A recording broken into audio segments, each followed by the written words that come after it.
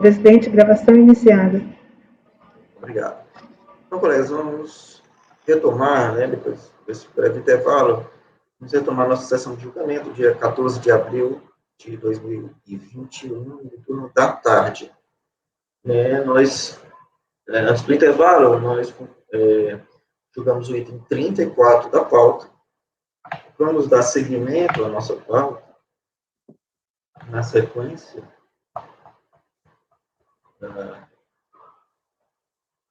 Eu tinha mexido aqui. Então, vamos julgar. O item seria o item 35, mas ele foi retirado de pauta, a pedido das partes. Então, vamos julgar o item 36 da pauta, processo da empresa Uncrenó Indústria e Comércio Limitada. Vai ser relatado por mim. Deixa eu abrir aqui. Uncrenó, item 36.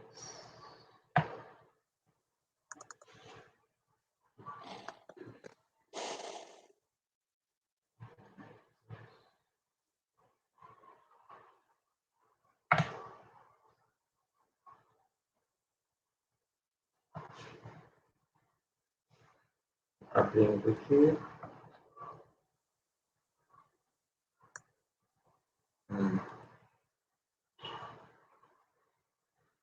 Eu pulei. Não é que eu estou com um problema aqui no arquivo.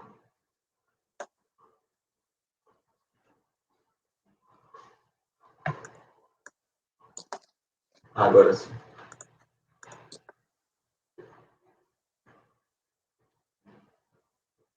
Vamos lá. O processo trata de lançamento tributário eletrônico para exigir multa por atraso na entrega de DCTF de dezembro de 2006, no valor de R$ 86.705. O contribuinte impugnou o lançamento tributário, decisão de primeira instância da recorrida, considerou procedente a exigência tributária. O voluntário apresentado em seguida repia os argumentos já oferecidos na impugnação a seguir sintetizados. Continuamente, o recorrente, agora, diz que a multa aplicada deve ser exonerada por ferir princípios constitucionais e legais, e também diz que a multa aplicada deve ser exonerada em razão da ocorrência de denúncia espontânea. Então, aqui o processo, esse é o relatório, certo? Passo para o voto. O recurso é tempestivo e atende às demais respostas de admissibilidade, então passo a conhecê-lo.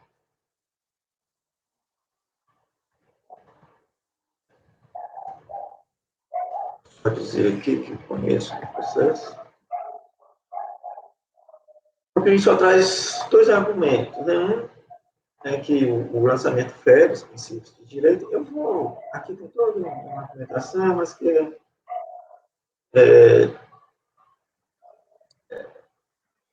é muito conhecida, né? Sim, Vocês, eu acho que bem apertado assim, eu trago aqui a fundamentação do lançamento tributário, igual ao lançamento igual está fundado em lei, para depois poder dizer eu não posso afastar a lei em razão de constitucionalidade. Segundo item, denúncia espontânea também é súmula, certo? Então, é a súmula 49, que diz que a denúncia espontânea não alcança penalidade decorrente do atraso na entrega de declaração. Então, colegas, o meu voto é por negar provimento ao recurso voluntário. Fica aberto aí os debates. Não, com o relator, presidente. Não, votação. José. Acompanhe o relator, presidente. Também acompanho, presidente. Também acompanho o relator, presidente. Com o relator. Ok. Então, o julgamento do item 36 da pauta teve o seguinte resultado: negar provimento ao recurso voluntário por unanimidade. Vamos prosseguir na nossa pauta. Vamos passar ao item 37. Processo da empresa Elevadores Otis, ou Otis, não sei como é que eu acho que é Otis, né? A empresa Elevadores Otis Limitada, que também vai ser relatado por mim.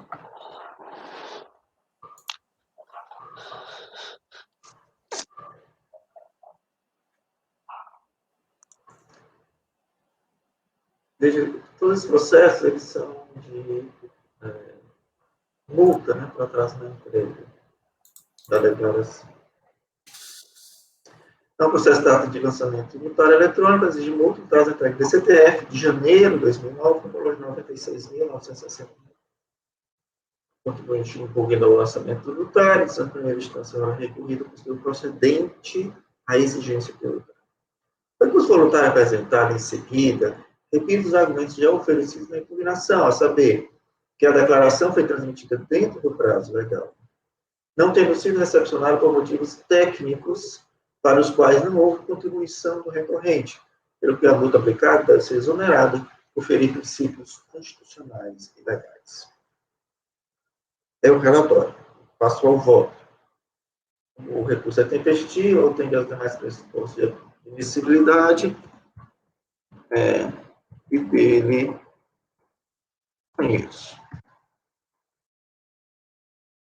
O recorrente opõe-se à decisão em primeira instância com os argumentos a seguir apresentados. Primeiro, os problemas técnicos. O recorrente reafirma que não deu causa ao atraso na entrega da declaração em tela, o que teria ocorrido por problemas no sistema de Receita Federal do Brasil, pelo que a multa aplicada deveria ser exonerada de forma seguinte assim.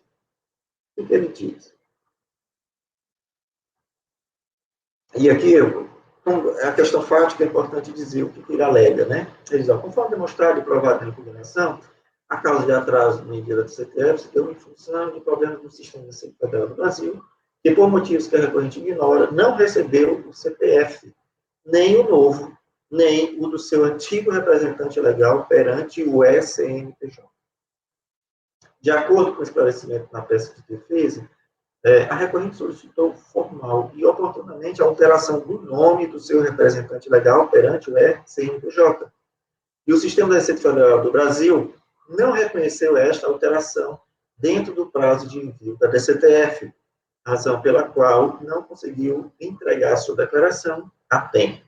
O sistema automaticamente travou, impedindo a transmissão de dados e informações digitais. Na impugnação, expressamente referida pelo recorrente, o contribuinte fez o seguinte relato. E aí, na impugnação, ele traz um relato mais específico da causa. Ele diz, pois bem, em 13 de março de 2009, foi recebido pela Receita Federal do Brasil, via internet, pelo agente recebedor CEP, pedido de alteração da pessoa física responsável perante o CNPJ, para o senhor Luiz Arthur Roberto de Souza Ferreira Amaral. E a alteração do contabilista da impugnante, para o senhor Adalto Aparecido Turco, tendo se demitido o recibo digital número tal.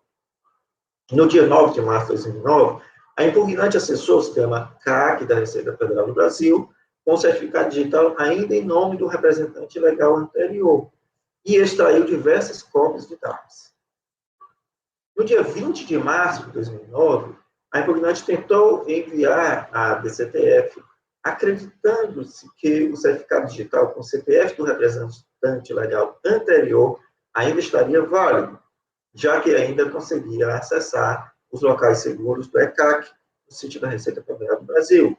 Mas, para sua surpresa, o sistema ReceitaNet não permitiu o envio. Uma vez não validado o envio da declaração, houve nova tentativa por parte da impugnante, dessa vez com o CPF do novo responsável, porém sem sucesso, já que o novo SNPJ não havia sido efetivado, pois tal operação somente é possível com a efetivação da mudança na Receita Federal do Brasil. Então, houve uma mudança de responsável pela empresa, certo? E ele traz esse relato que ele ficou assim meio no limbo. Olha, não aceitaram nem o antigo, nem aceitaram o novo. No dia anterior, tinham aceitado o antigo, eu consegui extrair umas informações. né? Mas quando eu fui transmitir, não aceitaram mais o antigo. E eu tentei com o novo, também não aceitaram. Certo? Então, essa seria a razão técnica pela qual o CTF não foi apresentado dentro do prazo. O DOC 2 apresentado na impugnação é um pedido de alteração do representante da pessoa jurídica no CNPJ, entregue em 13 de março de 2009. O DOC 3, também apresentado na impugnação, é um pedido de alteração do representante da pessoa jurídica no seu certificado digital junto ao Serasa, realizado em 25 de março de 2009. As datas são importantes. Tá? Após verificar a impugnação, a DRJ entendeu que o problema que impediu a transmissão da DCTF ao contribuinte não teve origem nos sistemas da RFB, mas sim em razão de problema na certificação digital do contribuinte, conforme o seguinte assim. Então, o entendimento da DRJ foi o seguinte: das alegações do impugnante, traz que o não sucesso da transmissão deu-se em razão de problemas na sua certificação digital e não em decorrência de erros na transmissão e recepção. Ora, sendo assim, convém destacar que a Receita Federal do Brasil não é responsável pela emissão e manutenção dos certificados digitais, ficando esta incumbência a cargo dos órgãos certificadores, no caso do impugnante, a Serasa.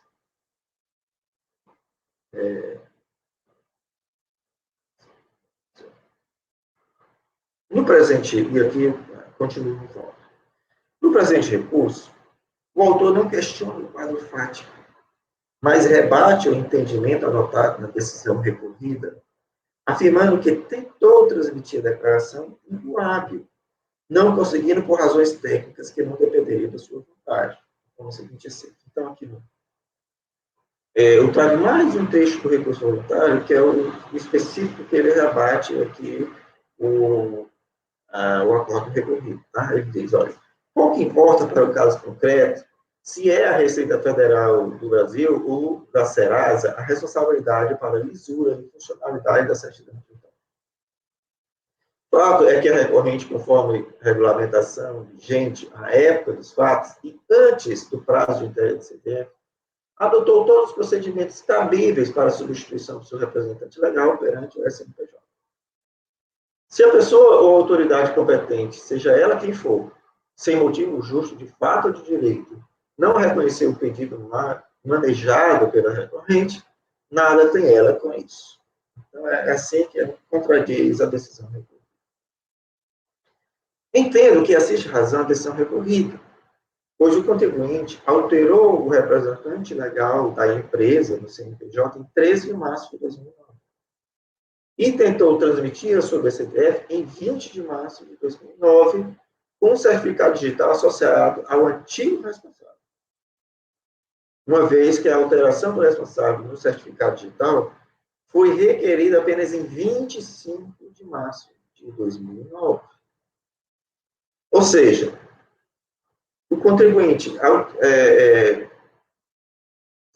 alterou, no dia 13 de março, alterou o representante legal da empresa no CNPJ. Então, assim, o CNPJ representante era A, antes era A e passou a ser B. Certo? Só que, na certificação digital da empresa, ele não fez essa alteração. Ele não disse que B poderia assinar pela empresa. Porque a certificação digital da pessoa jurídica é um pouco diferente da física. Né? A certificação digital da pessoa jurídica está atrelada a uma pessoa física. Não é isso? Porque é uma pessoa que vai assinar.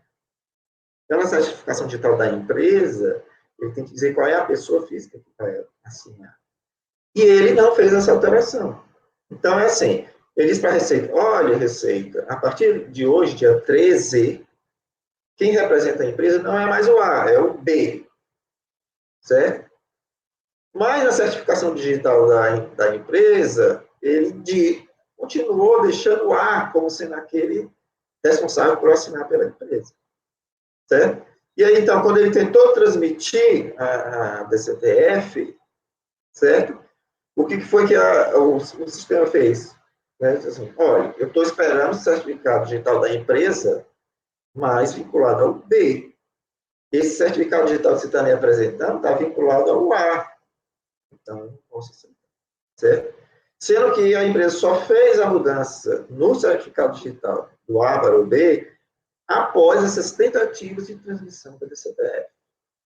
Certo? Então, assim, no momento que ele transmitiu a DCTF, a certificação digital dele estava incompatível com o seu cadastro no CPF. Certificação digital da empresa. Certo? Então, então, por isso que eu entendo que a decisão recorrida tem razão. Então, portanto, a DCTF não foi recepcionada em 20 de março de 2009 exclusivamente pelo fato de o contribuinte ter causado uma inconsistência nos instrumentos de representação da empresa, quais sejam o cadastro da RFB e o seu certificado digital. Com isso, a presente reclamação deve ser afastada. Princípios do direito, certo? E aí eu venho aqui aplicando a súmula CARF novamente, a gente não pode deixar de aplicar a legislação tributária com fundamento em constitucionalidade, certo? Então, afasto também esse argumento. Na conclusão, diante das razões acima expostas, pode negar provimento ao recurso voluntário. Aberta a palavra para os debates. Gisele. Ai, Neudson, esse é um caso complicadinho, assim, na medida que, poxa, não é que o contribuinte negligenciou pura e simplesmente eu entendo que ele deveria ter informado com relação à certificação digital. É difícil, porque, no fundo, a transmissão, ela aconteceu, você concorda? Então, existiu a transmissão e que, a posteriori, ela foi invalidada, dado uma inconsistência na certificação digital. Então, a priori, na hora que o contribuinte transmitiu, a DCTF foi transmitida, certo? Não houve um bloqueio imediato sistêmico por parte da Receita Federal, concorda? Não é nem transmitido. Então, nem essa foi a minha declaração. dúvida, porque, ao meu ver, é isso que eu queria entender com vocês, e Efigênio, você está mudo. Está mudo, Efigênio. Assim, porque eu fiquei um pouco na dúvida, porque, teoricamente, deveria existir um próprio bloqueio à transmissão por conta da inconsistência do certificado digital. O que aconteceu? O que eu não entendi é se realmente bloqueou a transmissão. É exatamente isso, Gisele. Posso...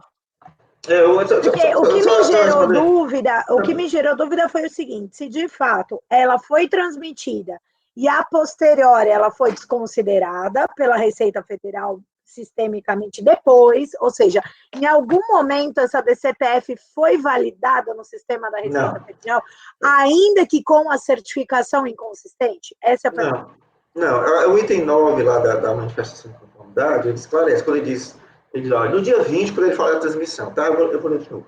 No dia 20 de março de 2009, o impugnante tentou enviar a DCTF, acreditando que o certificado digital com o CPF do responsável legal anterior ainda estaria válido, já que ainda conseguia acessar os locais seguros da CAC. É isso que eu fiquei na dúvida, justamente por isso. Mas, para surpresa, o sistema ReceitaNet não permitiu o envio. Tá? Então, o envio nunca aconteceu. Não aconteceu, porque a gente são dois programas funcionando, era na época, hoje não é mais. Era o programa gerador da declaração, certo? E o ReceitaNet. O que é o ReceitaNet? Era um programa encarregado de fazer a transmissão. Certo? É isso, perfeito. Então, ele gerou uma declaração no computador dele, certo? E o ReceitaNet disse, não, isso aqui eu não vou transmitir. Era isso que eu queria esclarecer contigo. Se o ReceitaNet tinha ou não, porque essa que ficou a minha dúvida, porque aparentemente eu entendi que ele conseguiu gerar. O que ele não conseguiu foi transmitir por um bloqueio da própria ReceitaNet. Então, beleza, concordo com você, né? Porque o que ele fala que ele conseguiu antes foi no dia anterior, no ECAC e outras coisas. É isso que me confundiu um pouco. Mas aí é diferente, porque foi exatamente a virada do dia que e o ReceitaNet é outro programa diferente do ECAC, aí eu não sei se tem relação. Conheço. Não, tudo bem, era essa a minha dúvida. Para mim era uma questão assim, supondo que a falha tivesse passado no ReceitaNet e a transmissão tivesse acontecido, tá? Aí Aí o contribuinte teria alguma, né? E depois, a posteriori, tivesse algum Sim. sistêmico e desconsiderado, entendeu, Neudson? Essa só foi minha dúvida. Mas tá claro para mim. Certo. Efigênio. Obrigado, presidente. Queria fazer uma colocação no seguinte sentido. É uma questão aparentemente simples, mas ela é extremamente complexa no seguinte sentido. Nós estamos falando de certificação digital.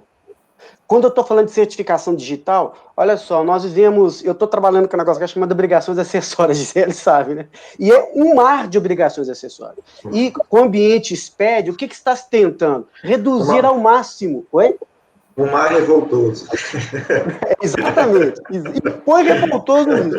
Reduzir ao máximo obrigações acessórias. E é o que tem acontecido. A gente vê a questão do e-social, que está ajustando, SPED, já não temos mais DACON, não temos DIPJ. Então, a cada vez a intenção é reduzir o volume de obrigações acessórias. E dentro dessa redução, nós temos a questão do meio digital, que facilita, nós temos hoje ECAC e tal. Só que por tudo isso, nós temos o seguinte questionamento, uma questão que é fundamental, que é segurança.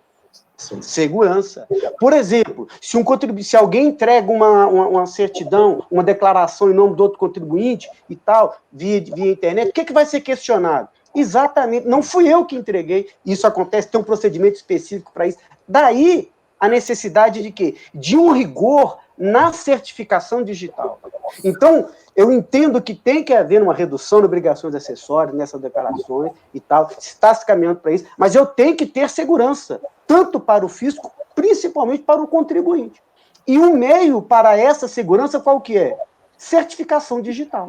Então, quando eu falo de certificação digital, o que precisa? Contribuinte, vá lá, você alterou o responsável legal, isso é de fundamental importância. Quem que representa a pessoa perante o fisco? É uma pessoa. Vai lá e certifique esse contribuinte para responder perante a Receita. Tanto que ele foi lá e posteriormente fez essa alteração. Entendeu? E aí, o que acontece com relação à multa por atraso, Zé? O sistema bloqueia, ele não permite o envio. E aí, esse auto de infração, que é multa eletrônica, ele sai imediatamente. Você, a partir do momento que você transfere, imediatamente, junto com o DAFA, já sai aquela notificação. Entendeu? Então, se a gente passa a permitir que uma situação dessa ocorra, nós estamos abrindo um precedente no seguinte sentido. Não é só com relação a essa multa. Eu estou permitindo que a questão da validação, da certificação digital, ela passa a ser uma coisa de, digamos assim, que não é tão relevante. E nesse cenário de transferência de dados, de mundo virtual, né, de dados nas nuvens, é fundamental a certificação digital. Entendeu? Então, eram essas as colocações que eu queria fazer.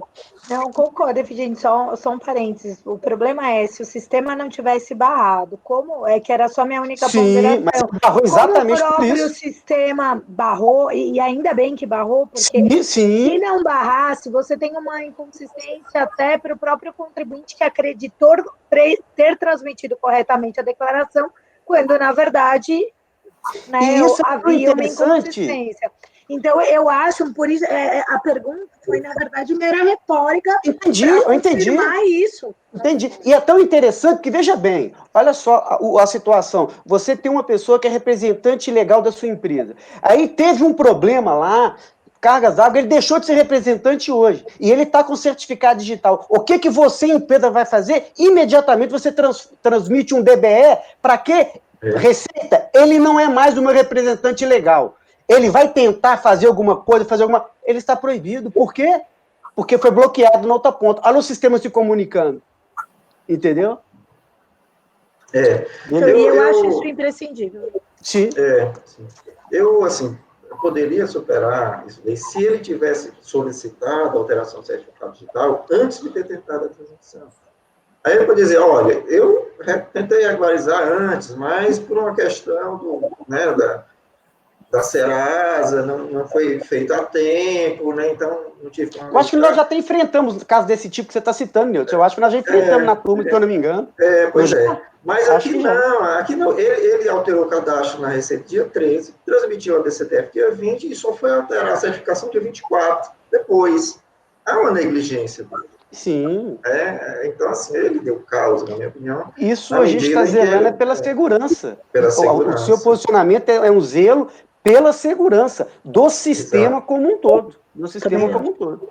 Não, perfeito. Para mim. E a documentação realmente confirma. Ele acabou fazendo prova contra si mesmo no documento da Serasa, né, dia 24, não, dia 25. É 25? 25 de março de 2009, está nas folhas 38 do processo. Mas ele colocou dia 25, está no seu voto dia 25, Nilton. Porque ele citou agora dia 24, só para... então eu errei. Tá 25. Dia 25. Eu escrevi 25, não sei porque eu falei 24. Na impugnação, foi o contribuinte que... Ele mesmo confirma que a data da tentativa foi dia 20, dia 19, alguma coisa assim. Então, e, por outro lado, demonstra que ele tinha ciência, né, Fred? Tanto que ele foi lá em seguida e fez a alteração. Sem dúvida. Sim, claro. Porque senão ele não teria nem recebido a multa, porque ele não teria nem transmitido. Não teria nem transmitido, não teria nem recebido. Então, colegas, podemos votar? Sim. Com o relator, presidente. Com o relator, presidente. Com o relator, presidente. Com o relator, presidente. Com o relator. Ok, colegas. Então, o item 37 da nossa pauta foi julgado com o seguinte resultado: negar provimento ao recurso voluntário por unanimidade. Vamos dar prosseguimento. Aqui na nossa pauta, vamos tirar então o item 38, processo da empresa Timbó, uma empresa, a unidade federativa, Timbó, prefeitura. Deixa eu abrir aqui. Timbó, prefeitura, é isso? A prefeitura municipal de Timbó. Tá. Timbó, né? Conheço a cidade. É? Isso, perto da casa dos meus pais. Lá no interior de Santa Catarina, no norte. Eita! Nunca ouvi falar da cidade. O sul lá Conheço porque tem a questão do contestado, é muito forte lá. É que eu conheço bem o sul, mas é essa cidade. Curioso. Vou maneirar no voto aqui, então. Vou maneirar aqui no voto. Cuidado. Só um detalhe, eu nunca fui, conheço, eu nunca fui na cidade, só conheço. Gisele.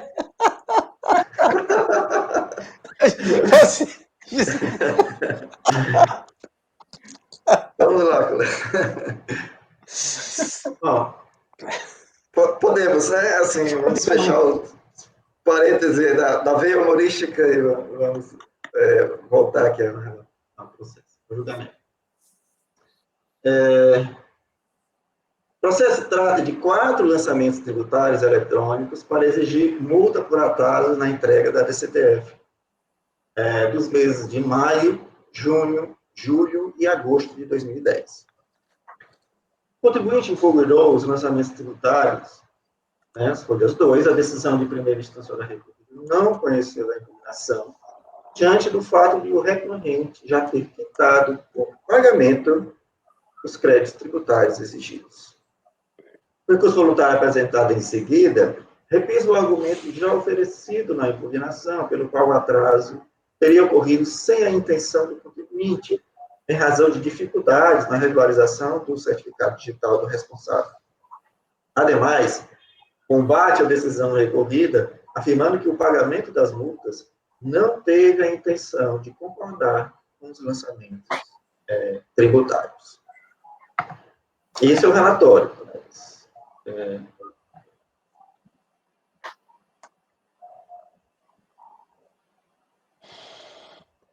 Passo ao voto.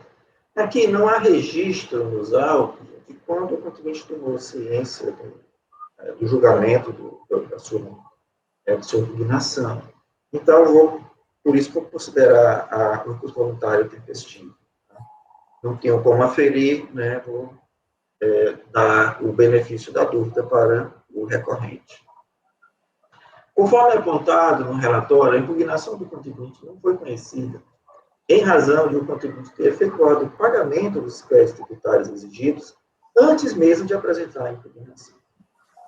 No presente recurso, o contribuinte confirma o pagamento, mas afirma que este não tinha intenção de concordar com os lançamentos tributários, conforme o seguinte excesso. Ele diz assim verifica-se que o município de Timbó não agiu propositadamente ao atrasar a comunicação das STF dos meses de maio a agosto de 2010 e que a imposição da multa e o seu pagamento não significa que o município concordou com a presente situação. Senão, vejamos. E aí ele traz aí algumas informações, mas eu só transcrevo mais adiante. Portanto, é lícito ao município discutir a exigência da multa aplicada e recolhida para a Receita Federal, inclusive em respeito ao princípio do contraditório da defesa. Bom, eu digo, apesar do repúdio do recorrente, entendo que o pagamento da exigência tributária correspondente a umas... Entendo que o pagamento da exigência tributária corresponde a uma aceitação do crédito tributário exigido, o que autoriza o não conhecimento da impugnação, pela ocorrência do fenômeno conhecido na doutrina jurídica por preclusão lógica, que tem seu fundamento no artigo 1000 do Código de Processo Civil, que diz o seguinte: a parte que aceitar expresso tacitamente a decisão não poderá recorrer. Parágrafo 1. Considera-se aceitação tácita a prática, sem nenhuma reserva, de ato incompatível com a vontade de recorrer. No âmbito do processo administrativo tributário federal, esse instituto está consolidado no artigo 78, parágrafo 2º do RICAF, que diz: em qualquer fase processual, o recorrente poderá desistir do recurso em tramitação. O pedido de parcelamento, a confissão irretratável de dívida, a extinção sem ressalva do débito, e aqui eu poderia ter sublinhado, né? Por qualquer de suas modalidades, ou a propositura, pelo contribuinte, contra a Fazenda Nacional, de ação judicial por mesmo objeto, importa a desistência de recurso. Esse entendimento também está afirmado na jurisprudência desse Tribunal Administrativo, por exemplo, no acórdão 9101-002-791, o qual adotou o seguinte emenda: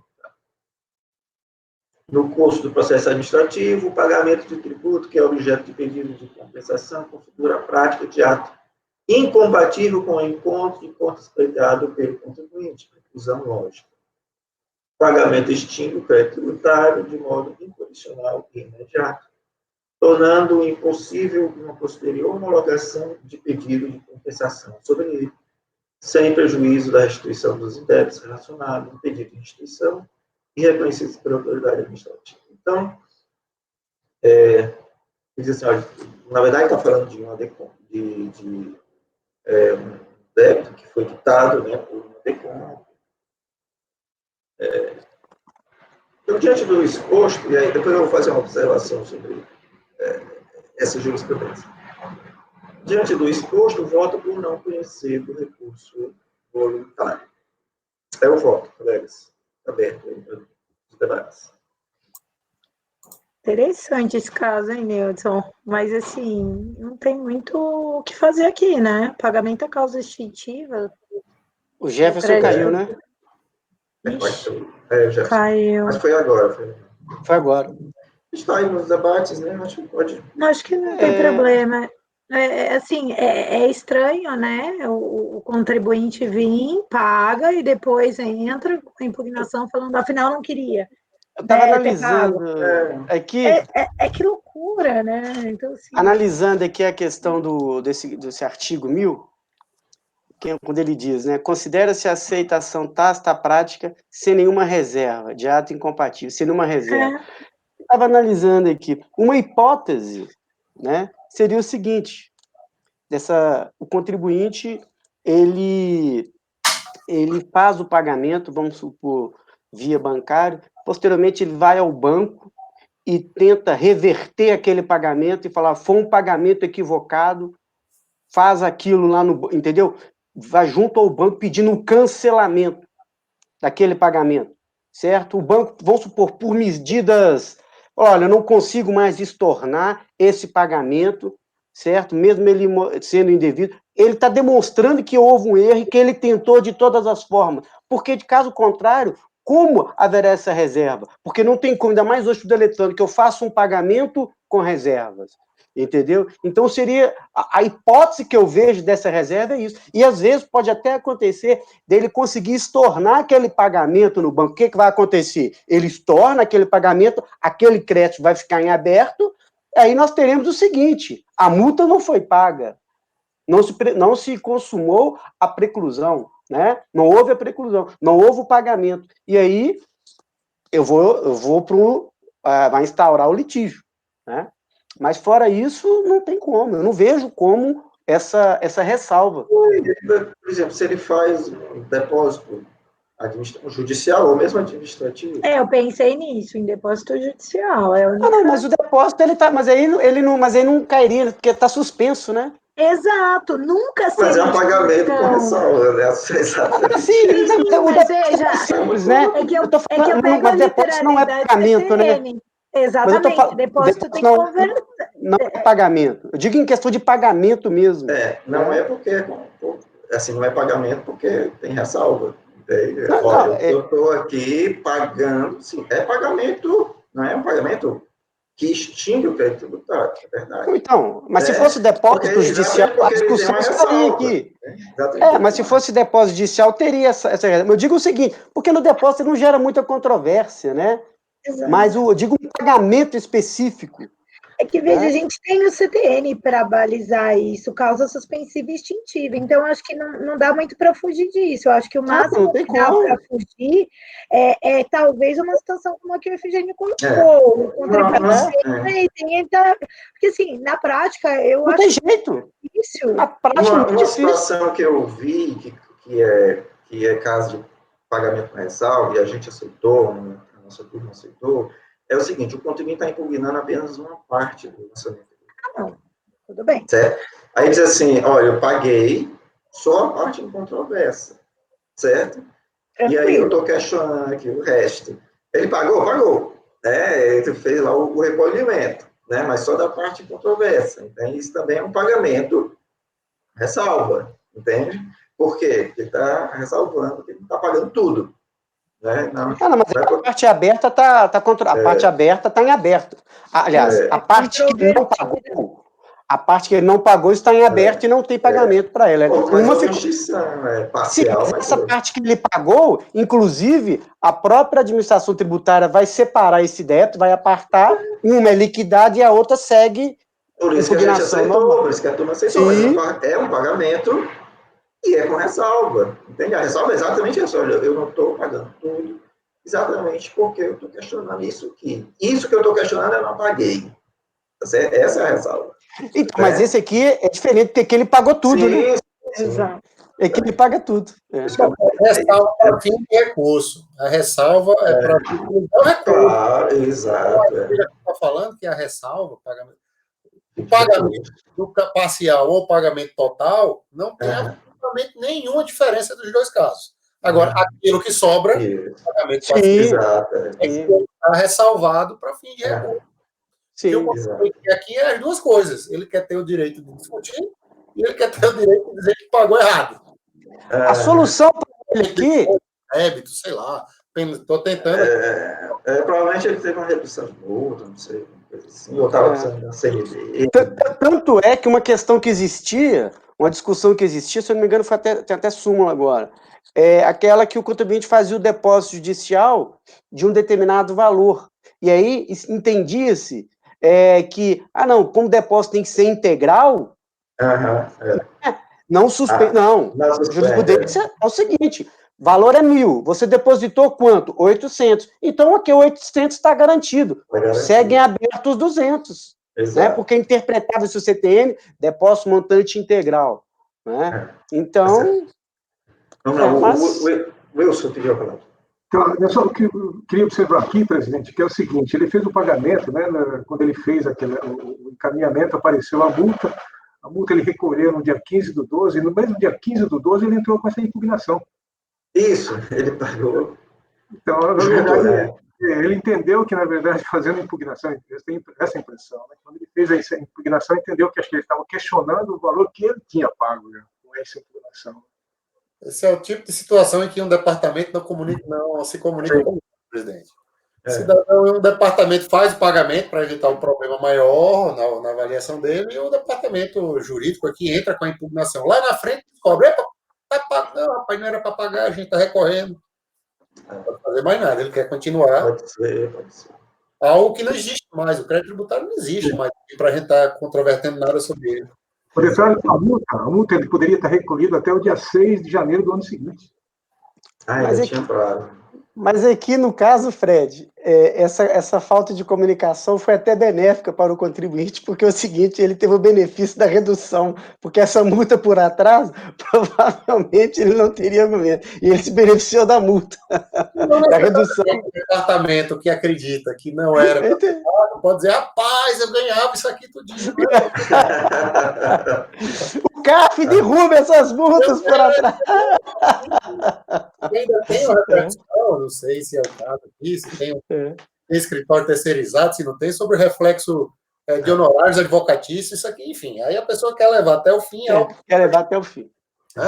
Tem isso também. Tem isso também, sim. Aí nós né? Bom, eu acompanho o relator, presidente. Acompanho o relator, presidente. Também acompanho, presidente. Acompanho o relator, presidente. Com o relator. Desculpe, Jefferson, eu tá certo. É porque às vezes não fica registrado, e é importante registrar. Não, beleza. Tá certo. Então, colegas, o resultado do julgamento do item 38 da pauta ficou assim: não conhecer do recurso voluntário por unanimidade. Não conhecer por unanimidade. Vamos prosseguir, então, na nossa pauta. Vamos para o item 39 agora. Processo da empresa Perbras, Empresa Brasileira de Perfurações Limitada. Processo que também vai ser relatado também é multa por atraso do TCTF. Deixa eu ver aqui.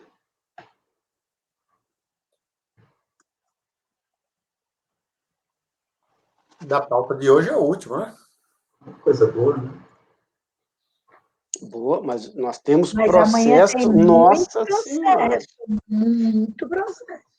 O presidente, o senhor colocou 2 processos para mim para o final que são aqueles de simples pesado. Tem muita coisa para mim, eu tenho que adiantar, sim. Tem que puxar hoje, temos que adiantar muito. É tipo assim, simplicidade de física quântica, né? É simples, né? Simples só no nome. Só no nome. Então, colegas, processo da empresa Perbras trata de lançamento tributário eletrônico para exigir multa por atraso da entrega da CPF de março de 2012, no valor de R$ 265,63. O contribuinte pugnou o lançamento tributário, de Santa primeira instância, ela recorrida concedente à exigência tributária.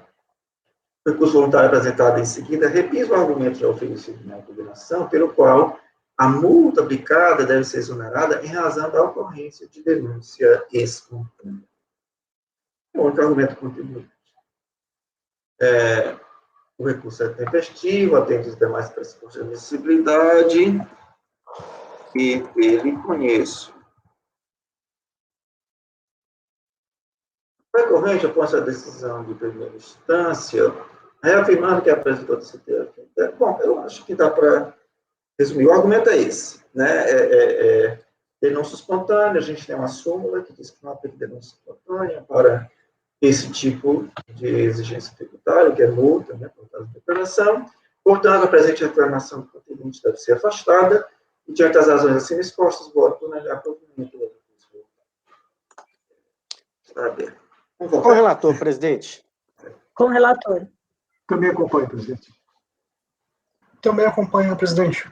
Com o relator. Então, o item 39 da pauta teve julgamento com o seguinte resultado: negar provimento ao recurso voluntário por unanimidade. Deixa eu dar uma olhada aqui como é que está a nossa pauta. Nós temos pauta de amanhã de manhã, temos vários retirados de pauta, né? E tem 43, acho. 43 agora. Seria o item 43. Deixa eu só aqui passar um pouquinho. Ainda tem muitos processos, né, para amanhã. Muitos processos, temos muitos processos. E tem tem 2 sustentações orais, uma de manhã e uma de tarde. Então, nós temos que... Vai ser pesado amanhã, temos que puxar. Qual é o da manhã, presidente, da sustentação oral de amanhã? Deixa eu dar uma olhada aqui. É o item 44 e 45. E 45, do Jefferson. Mas são da mesma empresa. Vai ser uma só, provavelmente, né? Então, vamos avançar um pouco, né? Agora, é o seguinte, como a gente vai começar esse novo processo, talvez demore um pouco, acho que eu vou ligar logo a Ana e começar uma outra gravação, que faltam só 15 minutos, né, para ela sair. Tá ouvindo, Ana? Sim, presidente. Certo. Então, nós vamos dar um intervalo e aí a gente né, separa a gravação e a gente retoma a gravação. Ok. Presidente, gravação encerrada.